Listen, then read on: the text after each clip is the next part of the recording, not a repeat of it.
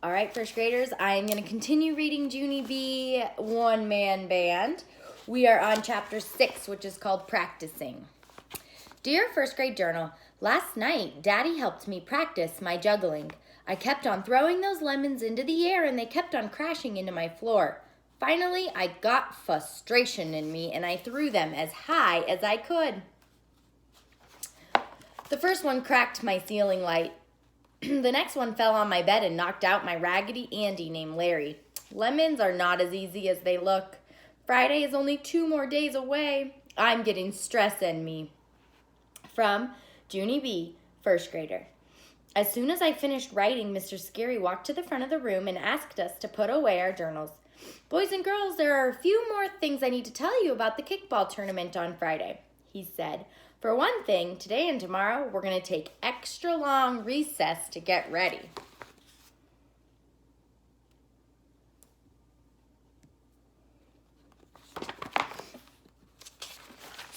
He looked around the class. Those of you playing on the team will be practicing on the softball field. And those of you who are cheerleaders will be practicing on the sidelines, he told us. Camille and Chenille jumped right up from their seats. Mr. Scary, we have good news, said Camille. Yes, we do. Our mother was a cheerleader in college, and last night she taught us some cheers. Right, said Camille. So today, Chenille and I can teach them to the other girls. Mr. Scary smiled, very pleased. That's excellent news, girls. I'll put you two in charge of teaching the cheers, and then I will have more time to work with the kickball team and the halftime show. He looked in my direction. Oh, speaking of the halftime show, have you made a decision about what you're going to do yet, Junie B? I started to nod, real happy. Then all of a sudden I stopped. 'Cause what if I told room 1 that I was going to juggle in the halftime show, but I still couldn't do it by Friday? Then some of the children might shout boo at me, and others might laugh at me. I tapped on my desk. But on the other hand, maybe I should just tell my class the whole entire truth, because Mother says the truth is always the best. Only that is not the truth, of course. But maybe this one time the truth might be the easiest. Junie B., said my teacher again. I stood up at my desk and I looked room 1 in their eyes.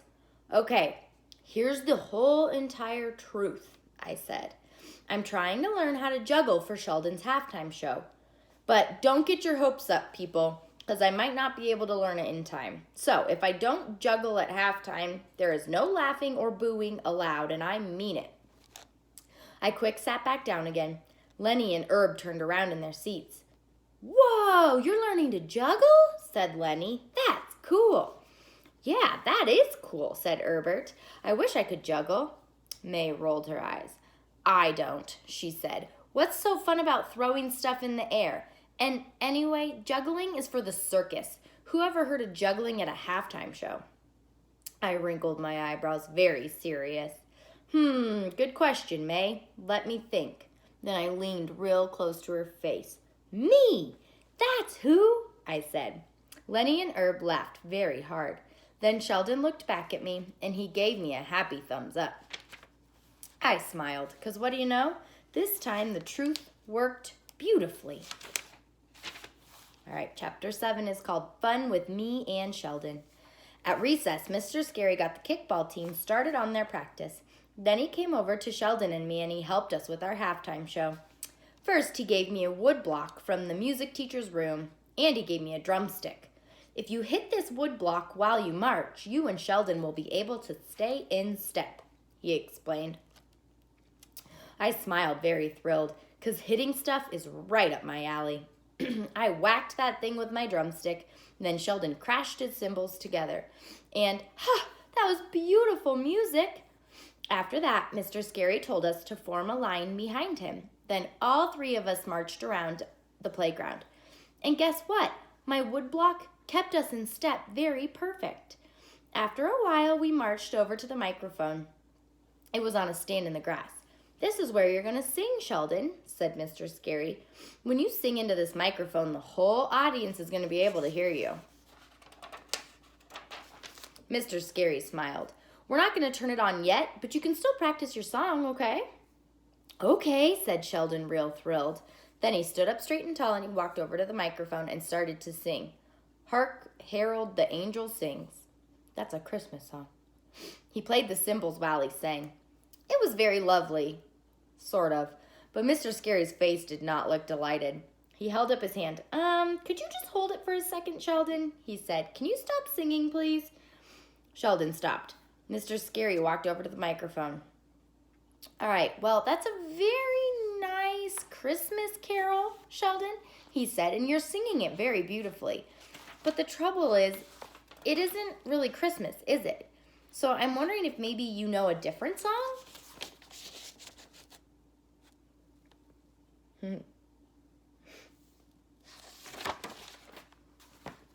Sheldon thought. How about I have a little dreidel? He asked. I know that one. Mr. Scary ran his fingers through his tired hair. Well, that's the same thing, right? It's not Hanukkah either. Mr. Scary bent down next to him. Do you know any songs besides holiday songs? Or is there some other talent you have, Sheldon? Like, can you whistle or do a magic trick? Sheldon thought some more. I can blow milk bubbles out of my nose, he said, but that usually only happens when I'm choking. Mr. Scary started rubbing the sides of his head. He was getting another headache in there, I think. Then, all of a sudden, Sheldon's whole face lit up. Hey, wait, I just thought of another song I could sing, he said. Happy birthday, Mr. Scary. I know all the words to Happy Birthday, and that isn't even a holiday song. Our teacher stood there for a second, and then he nodded his head. He said, Happy Birthday would be just dandy. Sheldon started his performance all over again. He sang the song and played the cymbals very good. After he got done, he did a somersault. I don't know why. Then, hooray, hooray, it was finally time for me. I quick put down my wood block, and I reached into my pocket, and I took out my pretend lemons, and I started to pretend I was juggling. Juggling for pretend is way easier than juggling for real. I skipped and twirled and danced. Mr. Scary and Sheldon clapped and clapped. I did a bow. Then I picked up my woodblock, I hit it with my stick, and me and Sheldon marched off the field. We jumped all around and did a high five. Then Sheldon picked me up and tried to twirl me around, but he wasn't really strong enough, so I just dragged on my toes. His face turned reddish and sweaty. He put me down and wiped his head with his sleeve. Whew, you weigh a ton, girl, he said. I did a smile. I like that boy. I really, really do. Okay, chapter 8 is called Halftime, and we'll read it tomorrow.